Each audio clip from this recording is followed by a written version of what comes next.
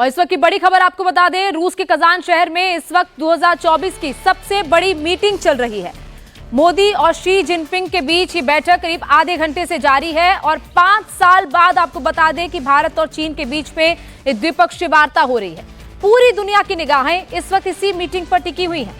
आपको बता दें कि इस वक्त जो मीटिंग हो रही है उसमें चीन के राष्ट्रपति शी जिनपिंग के साथ साथ चीन के फॉरेन मिनिस्टर वांग यी और चाइनीज कम्युनिस्ट पार्टी के डायरेक्टर ऑफ जनरल ऑफिस काई ची मौजूद हैं। आपको बता दें कि चीन में शी जिनपिंग के बाद अभी सबसे पावरफुल लीडर काई ची हैं और इस बैठक में एलएसी विवाद से लेकर कई शांति प्रस्तावों पर चर्चा होने की उम्मीद है। हाल ही में दोनों देशों के बीच एलएसी में सेना पीछे हटाने को लेकर एग्रीमेंट भी हुआ है। तो बड़ी खबर ये चल रही है इस वक्त, जहां पर प्रधानमंत्री नरेंद्र मोदी और चीन के राष्ट्रपति के बीच में इस वक्त बैठक चल रही है। मनीष प्रसाद इस वक्त हमारे साथ जुड़े हुए हैं।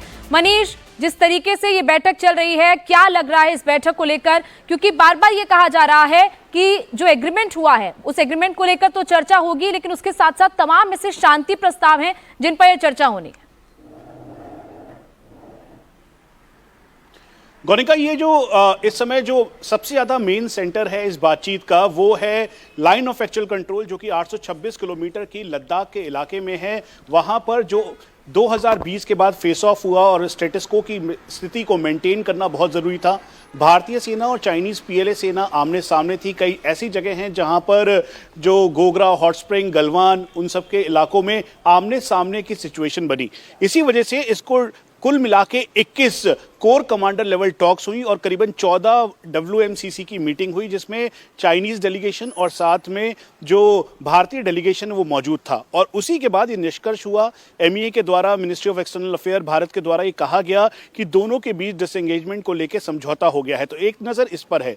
दूसरी नज़र इस समय जो कारोबार है 2023 और 24 के बीच में, वो चाइना और भारत के बीच करीबन 118 बिलियन अमेरिकी डॉलर से ज़्यादा का है।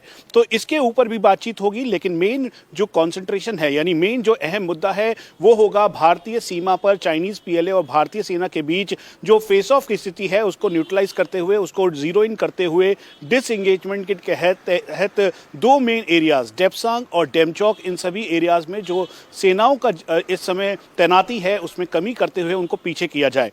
हम आपको ये भी बता दें कि अप्रैल 2020 के बाद हॉट स्प्रिंग, पेंगोंग सो, गोगरा, गलवान, उसके अलावा डेमचौक और साथ में जो डेप्सांग का एरिया है, दरअसल डेप्सांग का एरिया जो कि बिल्कुल भारतीय सीमा के बेहद पास वाई जंक्शन का एरिया पड़ता है, वहां पर आम शब्दों में समझे कि एक जगह तक भारतीय सेना पेट्रोलिंग कर रही थी, वहीं पर आमने सामने की स्थिति पैदा हुई और फिर उसके बाद चाइनीज पीएलए और भारतीय सेना के बीच तय हुआ कि दोनों इस एरिया को छोड़ के पीछे पीछे जाएंगे। और इसीलिए दोनों सेनाओं की, दोनों जो देशों की सेना है वो आमने सामने थी। इसीलिए तय किया गया 21 कोर कमांडर लेवल टॉक्स और 14 WMCC की मीटिंग में कि इस सिचुएशन को नॉर्मलाइज किया जाए, जहां पर सेना करीबन 60,000 से ज्यादा भारतीय सेना की तैनाती है, तो वहीं लगभग 50 से 55,000 के लगभग चाइनीज पीएलए की तैनाती उनके 826 किलोमीटर के इलाके में है। इन सभी एरियाज को फिजल आउट करते हुए, यानी यहां पर इस स्थिति को नॉर्मलाइज किया जाए। 826 किलोमीटर के इस इलाके में, लद्दाख के इलाके में, जहां एक तरफ डेप्सांग है तो वहीं दूसरी तरफ डेमचौक का इलाका भी है, क्योंकि यहां पर स्थिति कभी भी सामान्य नहीं रही थी, क्योंकि ये एक ऐसा अनडिफाइंड बाउंड्री है जिसमें लाइन ऑफ एक्चुअल कंट्रोल को लेकर हमेशा से फेस ऑफ की स्थिति पैदा हुई है।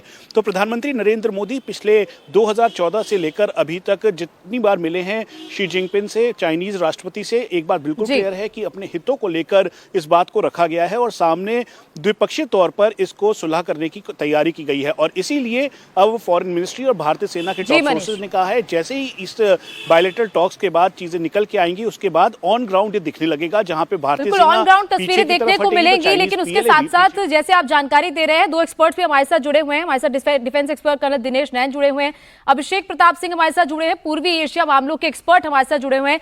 सबसे पहले अभिषेक जी, मैं आपके पास आना चाहूंगी। जिस तरीके से ब्रिक्स के देश हैं और उसमें दो देश ऐसे हैं, भारत और चीन, दो बड़ी शक्तियां हैं, दोनों के बीच में इस तरीके से तनाव चल रहा था पिछले कुछ साल में। अब 5 साल बाद अगर दोनों देशों के राष्ट्राध्यक्षों की मीटिंग होती है, एक बड़ा, ये अब अगर कहें तो एक बड़ी पहल भी है कि 5 साल बाद ये बैठक हो रही है, लेकिन एक नकारात्मक प्रभाव भी पड़ता है। आपको लगता है कि अभी सकारात्मकता की ओर जा रहा है, खासतौर पर यह बैठक होना, और वो भी 5 साल बाद? जी हाँ, बिल्कुल आपने ठीक कहा। जैसे कि 5 साल के बाद और स्पेशली जब पिछले 2-3 दिनों का घटनाक्रम अगर हम देखें तो जिस प्रकार से बॉर्डर पे डिसएंगेजमेंट को लेके और भारत के पेट्रोलिंग राइट्स को लेके जो सहमति बनी है, उसके बाद जरूर ही ये एक सकारात्मक और एक पॉजिटिव डेवलपमेंट है।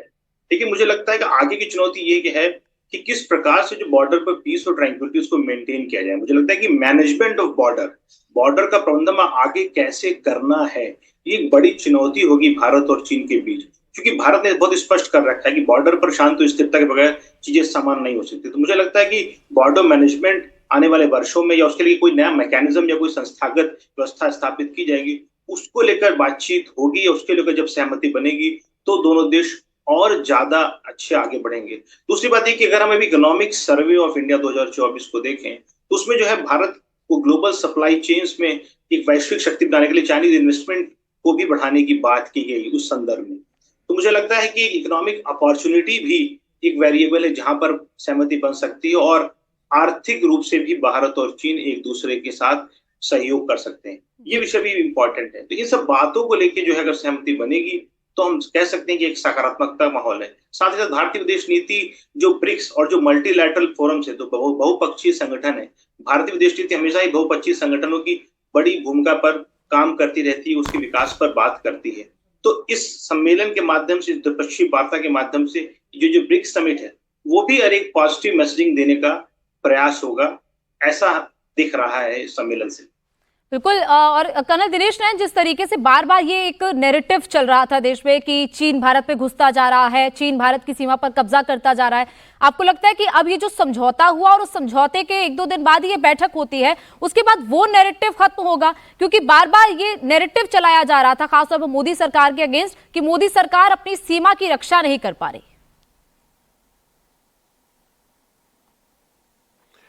देखिए गोनिका, मैं थोड़ा सा, अगर आप मुझे 2 मिनट दें उस बारे में, जो अक्षय चिन्ह का क्षेत्र है लद्दाख का, ये बेसिकली महाराज रणजीत सिंह के टाइम पे जब ये पूरा का पूरा अक्षय चिन्ह जीत लिया गया, पंजाब से ये लोग गए, तो इन्होंने कुछ एंट्री तिब्बत में भी कर ली थी और फिर तिब्बत के उस टाइम पे चाइना की कुछ फोर्सेस सपोर्ट करती थी, शायद सेंग करके कोई कम्युनिटी थी, वो क्या करते थे। इन लोगों की आपस में लड़ाई होती है और फिर ये वापस से अपनी अक्षय चिन्ह की बाउंड्री में आ जाते हैं और उस अक्षय चिन्ह की बाउंड्री को एक त्रिशूल डिक्लेरेशन के माध्यम से उसको एक्सेप्ट कर लिया जाता है।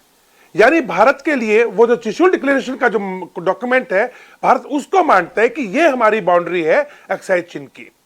लेकिन अंग्रेजों के टाइम पे 1847 से लेके 1892 के बीच में अंग्रेजों को लगा कि अक्षय चिन्ह का ये जो क्षेत्र है ऊपर का, ये बेकार है, मैं कुछ भी नहीं है। तो उन्होंने एक मैकडोनल्ड लाइन खरीदी, मैकडोनल्ड लाइन, जो जनरल मैकडोनल्ड थे उन्होंने, वो था अक्षय चिन्ह के बिल्कुल बीचों बीच, और कहा गया कि भाई ये जो लाइन है ये आपकी लाइन ऑफ एक्चुअल कंट्रोल माना जाएगा।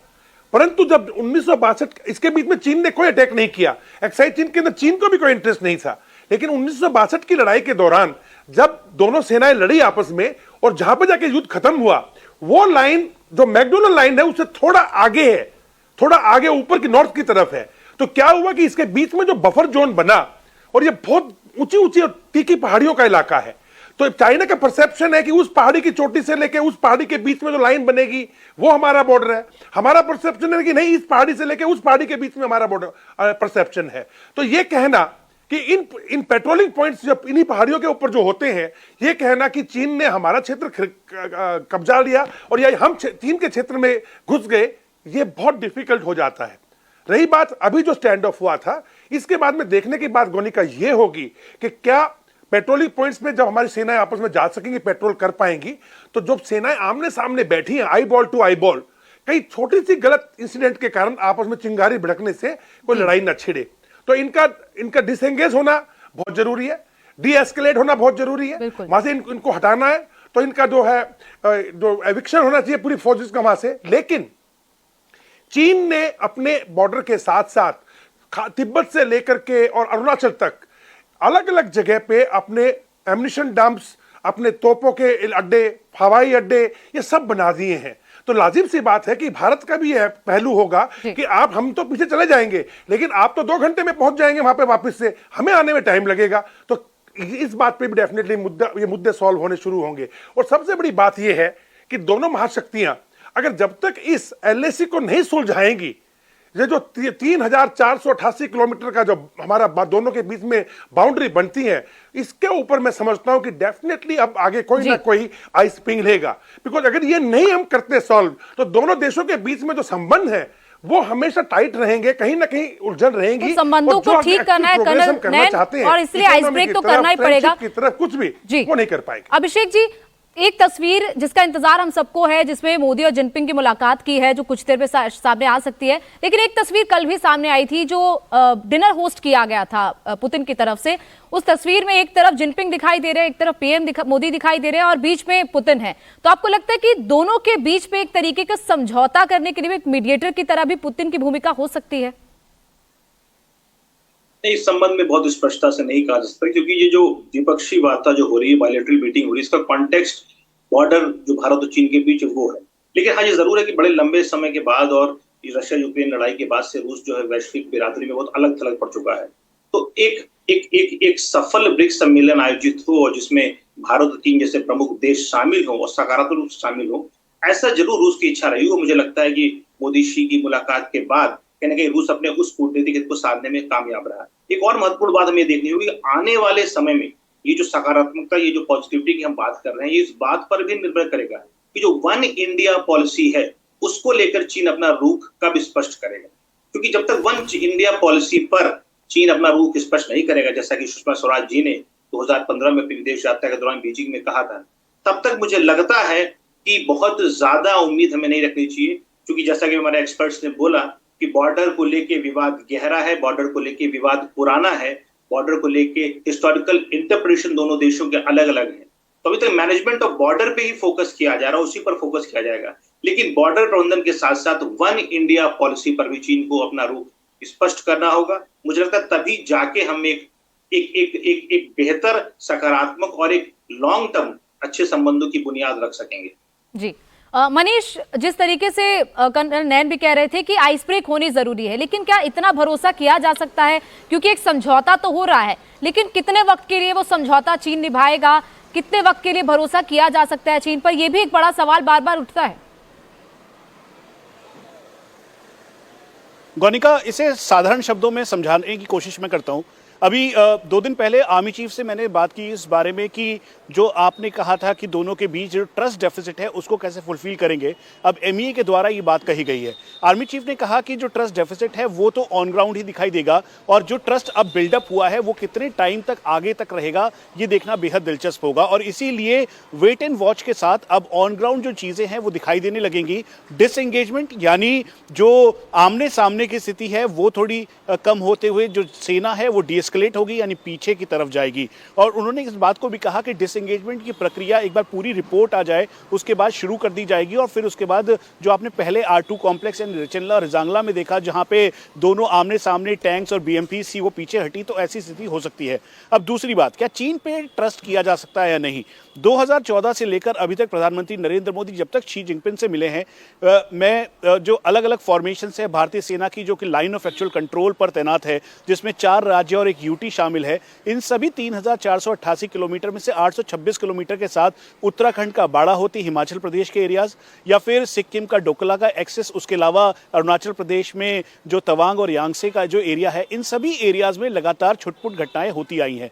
तो इसको जीरो इन करना, इसको बिल्कुल जीरो कर देना, ये बहुत मुश्किल होगा, क्योंकि जो परसेप्शन लाइन है उसका डिफरेंस है। अब फिर से बात 826 किलोमीटर के लद्दाख के इस एरिया की, जहां पर उम्मीद की जा रही है कि अब से कुछ देर बाद औपचारिक तौर पर एमईए के द्वारा, मिनिस्ट्री ऑफ एक्सटर्नल अफेयर के द्वारा बताया जाएगा। गौनिका, साधारण शब्दों में आप समझ लें कि 1 से लेकर 65 पेट्रोलिंग पॉइंट इस पूरे 826 किलोमीटर में है। चुमर से लेकर डीबीओ यानी दौलत बेग ओल्डी तक के इस पूरे इलाके में कुछ ऐसे अभी भी पॉइंट्स हैं जहां पर पेट्रोल नहीं किया जा रहा है, और ये म्यूचुअल अंडरस्टैंडिंग के साथ पेट्रोल नहीं किया जा रहा है ताकि फेस ऑफ की स्थिति पैदा ना हो। इसी वजह से जो चीन की एक्सपेंशनिस्ट नीति है, यानी विस्तारवादी नीति है, उस पर कहीं से भी वो प्रेशर बिल्डअप ना करे, और इसी वजह से फोर्स डिप्लॉयमेंट इतना किया गया है। तो आज के बाद ये तय हो जाएगा कि क्या जो अलग अलग टाइम पर, चाहे वुहान एग्रीमेंट हो या महाबलीपुरम का एग्रीमेंट हो या फिर जो अलग अलग ट्रीटीज हुई, उसके बाद फेस ऑफ देखने को मिला है। तो ये वेट एंड वॉच की पॉलिसी होगी। लेकिन एक बार फिर से हम बता दें, प्रधानमंत्री नरेंद्र मोदी इसमें बहुत चौंकाने वाले हैं, ऐसा मुझे टॉप सोर्सेज बता रहे हैं। उन्होंने कहा है कि जिस तरीके से लाइन ऑफ एक्चुअल कंट्रोल का मसला है, उसके साथ साथ जो बाकी आप इकोनॉमिकल ग्रोथ या डेवलपमेंट की बात है, चीन के साथ जो एक जो ग्रोथ की डेवलपमेंट लाइन है, उसको आगे ले जाते हुए, इन सभी को पीछे रखते हुए, क्योंकि दोनों देश आमने सामने की स्थिति में अभी नहीं हो सकते, इस पर बात की जाएगी। तो डेमचौक और डेप्सांग के पेट्रोलिंग पॉइंट्स, जिसमें 10, 11 अल्फा और 12 और 13 पेट्रोलिंग पॉइंट है उन एरियाज में जहां पर चीन बिल्कुल मनीष, इस मीटिंग के बाद ये इंतजार है कि जो उम्मीद लगाए बैठे हैं लोग, क्या वो उम्मीद प्रधानमंत्री नरेंद्र मोदी और शी जिनपिंग की इस मीटिंग के बाद पूरी होगी या नहीं? कल नैन, जिस तरीके से मनीष भी कह रहे थे कि ट्रस्ट डेफिसिट है और इसको लेकर बार बार लोगों के मन में सवाल भी उठता है, लेकिन अगर हम कहें कि पीएम गए हैं बातचीत करने, बातचीत हो रही है, द्विपक्षीय वार्ता हो रही है, तो अब कहीं ना कहीं कुछ ना कुछ पुख्ता निकल कर आएगा ही, खासतौर पर इस एलएसी के समझौते को लेकर। देखिए गोनिका, दो एंगल है इसके। पहला तो यह कि 4.5 साल हो गए इस स्थिति को, अभी क्यों? अभी पिछले 5-6 महीनों में क्यों? 5-6 महीने के अंदर आपका सेंट पीटर्सबर्ग के अंदर अपने एनएसए जो डोभाल साहब मीटिंग करते हैं चाइना के जो फॉरेन मिनिस्टर है वांग के साथ में। फिर जुलाई के महीने में 2 मीटिंग हो जाती है, हमारे खुद के फॉरेन मिनिस्टर श्री जयशंकर जी की और चाइना के फॉरेन मिनिस्टर वांग की, लाओस में होती है और एक और होती है। उसके बाद में एक ज्वाइंट कमेटी बनाई जाती है WMCC मैकेनिज्म के लिए, कि वो क्या मैकेनिज्म होगा कंट्रोल और कंसल्टेशन का। उसके माध्यम 14 मीटिंग उसकी होती है, 17 मीटिंग आपके डिप्लोमेट्स की हो चुकी है, 21 मीटिंग कोर कमांडर की हो गई है। उसके बाद में हम एक स्टेटमेंट अब तक ये आई है कि आप पेट्रोलिंग पॉइंट्स में हम घूम सकते हैं, लेकिन ये मामला यहां तक सीमित नहीं है। भारत का मेरा मानना यह है, इस मीटिंग के अंदर यह बात जरूर उठाई जाएगी चाइना से, अगर बात चीन और भारत के बीच में संबंधों की है तो, कि जो 3488 किलोमीटर का जो पूरा एरिया है नॉर्थ से लेकर के और अरुणाचल तक का, इसका क्यों ना, अगर आप चाहते हैं संबंध, तो इसको डिमार्केशन किया जाए permanent, once and for all, ताकि हमारे बीच में कोई डिफरेंसेस ना बने। क्योंकि दोनों के देशों के इंटरेस्ट हैं, हम भी बढ़ाना चाहते, हम भी राइज करना चाहते हैं पॉलिटिकली, वो भी राइज करना चाहते हैं। हम भी अपनी इकोनॉमी को बढ़ाना चाहते हैं, वो भी बढ़ाना चाह रहे हैं। हम भी चाह रहे हैं कि हमारे पास इन्वेस्टमेंट आए, वो भी चाहते हैं इन्वेस्टमेंट आए। हम भी लीडर बनना चाहते हैं, वो भी लीडर बनना चाहते हैं ग्लोबल साउथ के। और सबसे बड़ी बात आज भारत ने यह भी कह दी है कि भारत तो यह भी कह रहा है कि आप चीन का जो डायरेक्ट इन्वेस्टमेंट है वो भी हम मना नहीं कर रहे हैं, लेकिन कम से कम स्थिति तो वो करो जिससे कि कल की तारीख में हमारे में कॉन्फिडेंस बिल्ड हो आपस के अंदर। लेकिन इसका मतलब यह नहीं होगा कि भारत, चीन और रशिया को एक ग्रुप बना रहे हैं। यह कि इकोनॉमिकल फोरम है और हमारी जो बायलैटरल मीटिंग है, हमारे 2 देशों के बीच का मसला है। चीन इस टाइम पे क्यों इसके अंदर पड़ रहा है, जो मेरा मानना है, सबसे पहले चीन की इकोनॉमी बिल्कुल ट्रैश हो चुकी है। दूसरा है कि ट्रंप, अगर डोनाल्ड ट्रंप आ गया गोनिका, तो इतने टैरिफ बढ़ाएगा चीन के सामान के कि चीन का जो थोड़ा बहुत बचा खुचा जो भी बिजनेस अभी अमेरिका में जा रहा है वो भी खत्म हो जाएगा। इसलिए भारत को लुभाने की कोशिश कर रहा है। तीसरा, अभी साउथ चाइना सी के अंदर देखिएगा, फिलीपींस के साथ में रोज उसके झगड़े हो रहे हैं। ऐसे में वो नहीं चाहेगा कि भारत के साथ जो इतनी गर्मा गर्मी और आईबॉल टू आईबॉल लोग बैठे हुए हैं, कहीं फ्यूचर के अंदर यहां पे कोई चिंगारी बन जाए और उसके लिए मुसीबत होगी, तो वो अपनी पूरी एनर्जी यहां से हटा के शायद वहां लगाना चाहेगा। यह मेरा मानना है। और साथ साथ में आपको पता ही है कि किस प्रकार से वो वन चाइना पॉलिसी के अंदर बार बार हर जगह आंखें दिखा रहा है। तो इस सारे मसले के अंदर बहुत कॉम्प्लिकेटेड है। यह कह देना कि सिर्फ एक करार करने से, मैं तभी बार बार कह रहा हूं, मेरे को लगता है कि हमारे घाव के ऊपर एक बैंडेड लगाई गई है। अब ये घाव को सीला जाता है, इस घाव को पूरा मरहम लगा करके भरा जाता है। हम लोग इसको परमानेंट इसका सोल्यूशन निकालते कि नहीं निकालते। जो मीटिंग्स अब चल रही हैं, मेरा मानना है कि कुछ ना कुछ तो पहले से डिसाइडेड होगा, क्योंकि लास्ट मोमेंट पर डिसाइड होता नहीं है, ये डिप्लोमेटिक लेवल पे पहले से डिसाइड हो रखा होगा। तो आज क्या निकल के आता है उसी का इंतजार है। बिल्कुल डॉक्टर अभिषेक, जिस तरीके से कर्नल नैन कह रहे हैं, तो ये चीन की डिप्लोमेसी है कि क्योंकि ट्रंप के आने से चीन को नुकसान होगा, इसीलिए भारत की तरफ अपना फोकस शिफ्ट कर रहा है। और इसके साथ से इकोनॉमिक फ्रंट पर भी क्या इस पूरी मुलाकात में चर्चा हो सकती है, और क्या चर्चा आपको लग रहा है कि इस मुलाकात से निकलकर सामने आ सकती है? ये दोनों ही कारण है। जैसा कि मैंने पहले बोला कि ट्रंप के अमेरिकी राष्ट्रपति चुने जाने की स्थिति में जो संबंधों में प्रभाव पड़ेगा चीन अमेरिका के, वो भी कारण है। साथ ही साथ जो साउथ चाइना सी की बात की हमारे एक्सपर्ट ने, इसके अलावा जो ताइवान क्राइसिस, जो ताइवान एक विषय बना हुआ जो कि कोर इंटरेस्ट है चाइना के लिए, उसमें भी चाइना काफी इन्वॉल्व होता है। इस स्थिति में चाइना नहीं चाहता कि जो है भारत के साथ हिमालयन क्षेत्र में उसे एक अस्थिरता मिले। लेकिन जो एक बात यहाँ समझनी है कि दोनों देशों के बीच इसका श्रेय चीन या अमेरिका को नहीं जाना चाहिए, इसका श्रेय कहीं ना कहीं भारतीय कूटनीति को भी जाना चाहिए। देखिए पिछले 4.5 वर्षों में भारत ने एक स्ट्रेटेजिक पेशेंस का परिचय दिया, इसको हम बोलते हैं रणनीतिक स्थिरता का परिचय दिया। लगातार भारत ने इस बात पर स्पष्टता रखी कि शांति और स्थिरता बॉर्डर में जरूरी है। तो मुझे लगता है उस रणनीति की भी हमें बात करनी चाहिए, उसके बारे में भी हमें पॉजिटिविटी रखना चाहिए। एक पॉलिटिकल अंडरस्टैंडिंग जरूर हमें लगता है कि बनी है दोनों देशों के प्रमुखों के बीच, दोनों देशों की कूटनीति के बीच, लेकिन वो पॉलिटिकल अंडरस्टैंडिंग कितनी दूर तक जाएगी ये भी देखना बाकी है, क्योंकि डिसएंगेजमेंट से हमें डिस्केलेशन की ओर बढ़ना है, वो भी बड़ी प्रक्रिया। और जैसा कि मैंने पहले बोला, जो सबसे इंपॉर्टेंट बात है वो है वन इंडिया पॉलिसी। जब तक वन इंडिया पॉलिसी पर चाइना अपनी लाइन स्पष्ट नहीं कर देता है, मुझे लगता है कि संबंधों को बहुत आगे ले जाने में कठिनाइयां होंगी। लेकिन हाँ, हम एक डेवलपमेंटल पार्टनरशिप पर, एक आर्थिक साझेदारी, वो आर्थिक साझेदारी जो भारत के हित में हो, जिसमें भारत को व्यापार घाटा ना हो, जिसमें भारत ग्लोबल सप्लाई चेन्स में चाइनीज इन्वेस्टमेंट को अट्रैक्ट कर सके, साथ ही साथ भारत कैसे मैन्युफैक्चरिंग पावर के रूप में ट्रांसफॉर्म कर सके, उस दिशा में जो सहयोग होगा उस सहयोग पर सकारात्मक बात बढ़ेगी। लेकिन बॉर्डर प्रबंधन और वन इंडिया पॉलिसी, ये दो ऐसे प्रमुख मुद्दे हैं जिनको सुलझाए बगैर, जिन पर सहमत हुए बगैर मुझे लगता है बहुत बड़े ब्रेक थ्रू की हमें उम्मीद नहीं करनी चाहिए, ऐसा मेरा मानना। बिल्कुल, आप मेहमान बने रहिए हमारे साथ। मनीष, आप भी बने रहिएगा। छोटा सा ब्रेक ले रहे हैं, जल्द हाजिर हो रहे।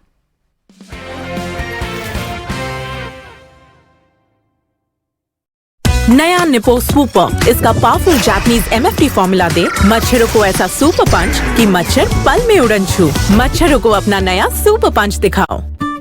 अपने तेल से कभी ना खेल, वरना होगी सेहत फेल। सेहत को खिलवाड़ ना बनाएं, पतंजलि रिफाइंड राइस ब्रान व सोयाबीन ऑयल लाएं और सेहत पाएं।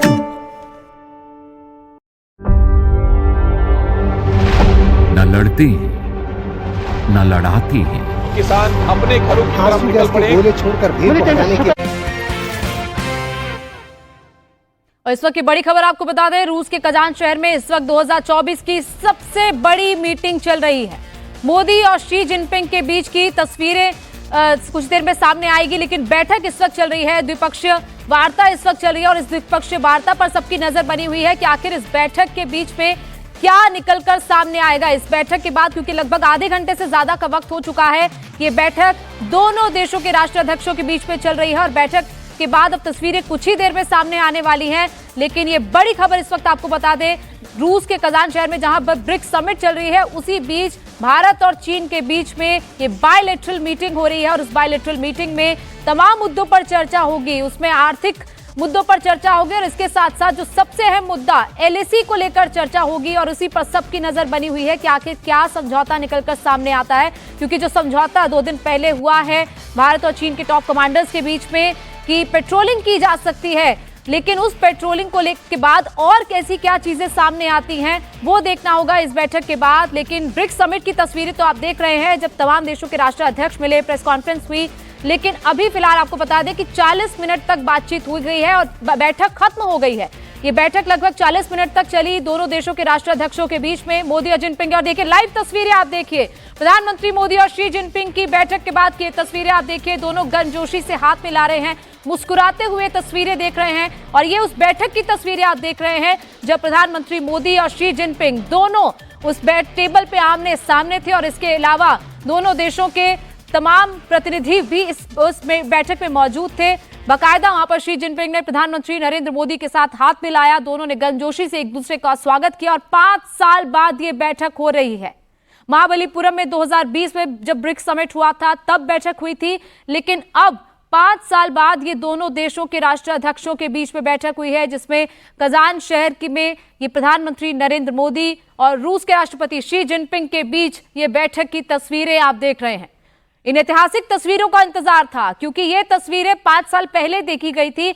उसके बीच में भी कई बार मौके ऐसे हुए जब प्रधानमंत्री नरेंद्र मोदी और शी जिनपिंग का आमना सामना हुआ, लेकिन द्विपक्षीय वार्ता नहीं हुई। लेकिन ये द्विपक्षीय वार्ता की 5 साल बाद जो हो रही है उसकी तस्वीरें आप देख रहे हैं। तो देखिए इस वक्त ये तस्वीरों में आपको साफ तौर पर दिखाई दे रहा है कि गर्मजोशी से दोनों एक दूसरे का स्वागत कर रहे हैं, मुस्कुराते हुए ये बैठक से पहले एक दूसरे का स्वागत किया गया। लेकिन बैठक में क्या निकलकर सामने आए ये भी कुछ देर में सामने आ जाएगा, क्योंकि लगातार नजर बनी हुई है कि आखिर क्या एग्रीमेंट साइन किए गए हैं, क्या ऐसे समझौते हैं जिस पर भारत और चीन एक पॉइंट पर, एक सेंटर पर आकर से एग्री हुआ है। तो ये देखना होगा इस बैठक के बाद आखिर क्या निकलकर सामने आता है। Paying great attention to our meeting. 分歧，相互成就。 China and India are both ancient civilizations, major developing countries, and important members of the global south. We are both at a crucial phase in our respective modernization endeavors.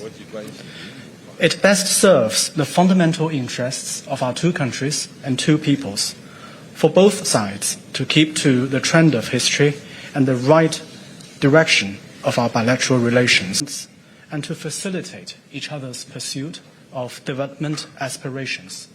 It's also important for both sides to shoulder our international responsibility, set an example for boosting the strength and unity of the developing countries, and to contribute to promoting multipolarization and democracy in international relations. 我愿同总理先生就两国关系和共同关心的问题交换意见。 Mr. Prime Minister, I'm prepared to exchange views with Your Excellency on our bilateral relationship and issues of mutual interest.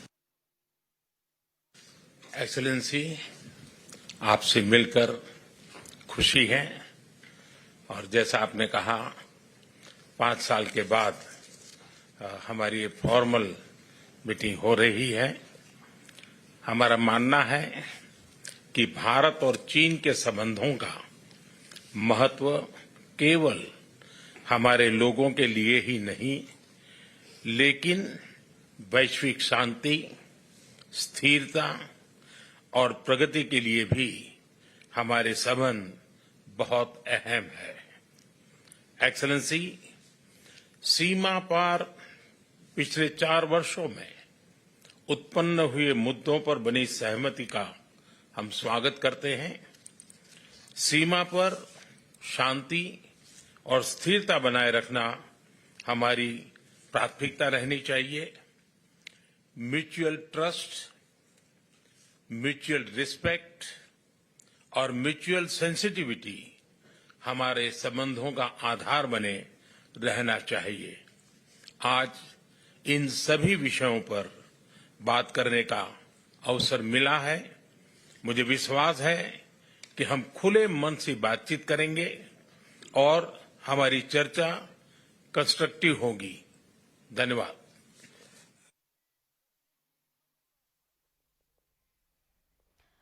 तो आपने बातचीत सुनी, दोनों देशों के राष्ट्राध्यक्षों के बीच में कई बड़ी बातें कही गई, जिसमें राष्ट्रपति शी जिनपिंग ने कहा कि ज्यादा से ज्यादा कम्युनिकेशन होनी चाहिए, ज्यादा से ज्यादा कोऑपरेशन होना चाहिए और इसके साथ साथ ये इंटरनेशनल रिस्पॉन्सिबिलिटी है दोनों देशों की कि आपस में कई मुद्दों पर एग्री होना और इसके साथ साथ शांति बनाए रखना। डिप्लोमेसी की बात की गई शी जिनपिंग की तरफ से और म्यूचुअल इंटरेस्ट की बात की गई। लेकिन उसके बाद प्रधानमंत्री नरेंद्र मोदी ने भी कहा कि 5 साल बाद ये फॉर्मल मीटिंग हो रही है दोनों देशों के बीच में और उसका स्वागत प्रधानमंत्री ने किया और ये भी कहा कि खुले मन से दोनों देशों के बीच में बातचीत होनी चाहिए और इसके साथ साथ ये सिर्फ लोगों के लिए नहीं है, ये बातचीत, ये बैठक सिर्फ लोगों के लिए नहीं हो रही है दोनों देशों के बीच, लेकिन उसके साथ साथ वैश्विक शांति और स्थिरता के लिए भी ये बातचीत हो रही है और इसके लिए दोनों देशों का एक साथ आना भी बहुत जरूरी है।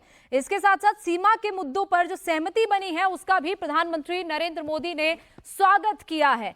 इसके साथ प्रधानमंत्री नरेंद्र मोदी ने इस बैठक में यह भी कहा कि शांति और स्थिरता दोनों देशों के बीच में बनाए रखी जानी चाहिए, म्यूचुअल रिस्पेक्ट होनी चाहिए, म्यूचुअल सेंसिटिविटी होनी चाहिए। इस बात का जिक्र भी प्रधानमंत्री नरेंद्र मोदी ने इस द्विपक्षीय बैठक में किया है। वहीं खुले मन से बातचीत को लेकर प्रधानमंत्री नरेंद्र मोदी ने कहा कि बातचीत खुले मन से होनी चाहिए और कंस्ट्रक्टिव बातचीत होनी चाहिए ताकि दोनों देशों के संबंध अच्छे हो पाए और इसके साथ साथ दोनों देशों के लोगों के लिए भी ये एक अच्छा पहल हो पाए। दिनेश जी, जिस तरीके से आपने अभी सुना दोनों देशों के राष्ट्राध्यक्षों ने जो बात कही, एलएसी के मुद्दों पर तो स्वागत किया गया, जो मुद्दों पर सहमति बनी है, लेकिन उसके साथ साथ कहा गया कि कंस्ट्रक्टिव बातचीत होनी चाहिए, म्यूचुअल रिस्पेक्ट भी होनी चाहिए और इसके साथ साथ म्यूचुअल सेंसिटिविटी भी होनी चाहिए। इसका जिक्र प्रधानमंत्री ने किया। जी डेफिनेटली, क्योंकि अगर आपके शब्द जो है जमीनी स्तर के ऊपर दिखाई नहीं देंगे तो उसका कोई मतलब नहीं होगा, उसमें सिंसियरिटी दिखाई नहीं देगी। उनका कहने का मकसद ये है कि आपको पहचानना पड़ेगा कि आपको रिस्पेक्ट करना पड़ेगा इंडिया पॉइंट ऑफ व्यू का, आपको उसकी सेंसिटिविटी को समझना पड़ेगा, जो भारत देशवासी हैं उनके, और यू हैव टू आपको उसी के मुताबिक एक्ट करना पड़ेगा। देखिए गोनिका, याद है 2017 जब डोकलाम का इंसिडेंट हुआ था, उसके उसी दौरान में फिर एक सार्क की मीटिंग होनी थी। तो सार्क के अंदर 3 स्तंभ है कौन? एक चीन है, एक भारत है, एक रशिया है। और अगर भारत और चीन के बीच में पूरी दुनिया को दिखाई दे कि ये दोनों तो लड़ रहे हैं आपस में, तो ब्रिक्स की इंपॉर्टेंस कहां रह जाएगी? तो क्या ये इस टाइप का कोई अगर हल्का चाल चीन ने चली है कि चलो एक डिक्लेरेशन कर देते हैं, एक मरहम लगा देते हैं या बैंडेड लगा देते हैं कि दोनों देश के जो है पेट्रोलिंग पॉइंट्स के ऊपर कोर कमांडर्स में बोल दिया आप कर सकते हैं, तो this is not going to be good relations. Bharat यहां तक इस छोटी सी बात से कुछ नहीं होने वाला। जिस प्रकार से चीन ने अपना डेवलपमेंट पूरी एलएसी के साथ साथ में किया हुआ है, अपने हेलीपैड्स बना दिए हैं, अपने एयरपोर्ट्स बना दिए हैं, अपने विलेज खड़े कर दिए हैं जहां पे इसके सैनिकों को उन्होंने ठहरा दिया है। हमारा डेवलपमेंट और हमारा इंफ्रास्ट्रक्चर उसके मुताबिक थोड़ा कम है। अभी हम डेवलप कर रहे हैं हम लोग, जिसका चीन काफी विरोध करता है, करने दो, लेकिन कर रहे हैं हम लोग। अगर चीन को सच्चा है चीन, तो चीन को इन सब चीजों के अंदर 3 स्टेप पे जाना पड़ेगा। पहला स्टेप हुआ, चलो पेट्रोलिंग पॉइंट शुरू हो गए, फाइन।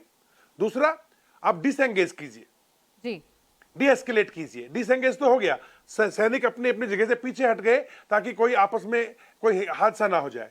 अब इन सैनिकों का जो वॉर मोड में है, ये लड़ाई के मोड में है, इसको इनका बिस्तरा बांधना शुरू कर, 3D पर ही नजर बनी हुई है, डी-एस्केलेट, डी-एंगेजमेंट और इसके साथ साथ डी-इंडक्शन पर। लेकिन कर्नल, उससे पहले प्रधानमंत्री नरेंद्र मोदी ने इस बैठक के दौरान जो कहा, कई बड़ी बातें उन्होंने कही, वो एक बार दर्शकों को दोबारा सुना देते हैं। एक्सेलेंसी, आपसे मिलकर खुशी है, और जैसा आपने कहा 5 साल के बाद हमारी फॉर्मल मीटिंग हो रही है। हमारा मानना है कि भारत और चीन के संबंधों का महत्व केवल हमारे लोगों के लिए ही नहीं, लेकिन वैश्विक शांति, स्थिरता और प्रगति के लिए भी हमारे संबंध बहुत अहम है। एक्सेलेंसी, सीमा पार पिछले 4 वर्षों में उत्पन्न हुए मुद्दों पर बनी सहमति का हम स्वागत करते हैं। सीमा पर शांति और स्थिरता बनाए रखना हमारी प्राथमिकता रहनी चाहिए। म्यूचुअल ट्रस्ट, म्यूचुअल रिस्पेक्ट और म्यूचुअल सेंसिटिविटी हमारे संबंधों का आधार बने रहना चाहिए। आज इन सभी विषयों पर बात करने का अवसर मिला है। मुझे विश्वास है कि हम खुले मन से बातचीत करेंगे और हमारी चर्चा कंस्ट्रक्टिव होगी। धन्यवाद। प्रधानमंत्री नरेंद्र मोदी का बयान आपने सुना। कर्नल नैन, आपका बहुत बहुत शुक्रिया हमारे साथ जुड़ने के लिए। मनीष, आप बने रहिए हमारे साथ।